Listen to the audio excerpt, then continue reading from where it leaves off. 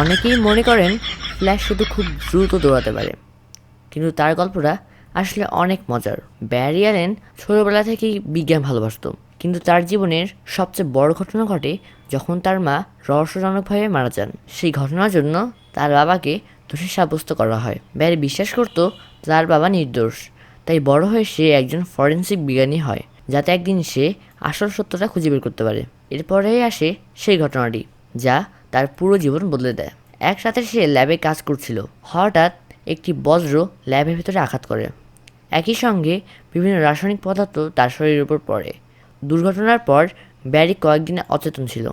জ্ঞান ফেরার পর সে বুঝতে পারে তার শরীর আর আগের মতো নেই।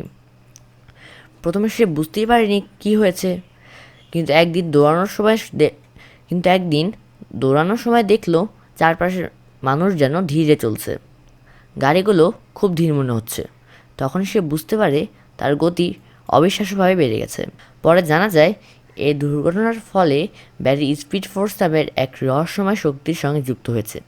এই শক্তি তাকে ফ্ল্যাশ বানিয়েছে। এর সাহায্যে সে শুধু খুব দ্রুত দৌড়াতে পারে না, পানির উপর দিয়ে ছুটতে পারে, নিজের শরীরের কম্পন বদলে দেয়ালের ভেতর দিয়েও যেতে পারে, খুব দ্রুত সুস্থ হয়ে উঠতে পারে এবং বিশেষ পরিস্থিতিতে সময়ের মধ্যেও ভ্রমণ করতে পারে। কিন্তু ব্যারি কখনো এই শক্তি নিজের সাথে ব্যবহার করেনি। সে সিদ্ধান্ত নেয় এই শক্তি দিয়ে মানুষকে সাহায্য করবে, আর সেখান থেকেই শুরু হয় পৃথিবীর সবচেয়ে দ্রুতগতির সুপারহিরো ফ্ল্যাশের যাত্রা।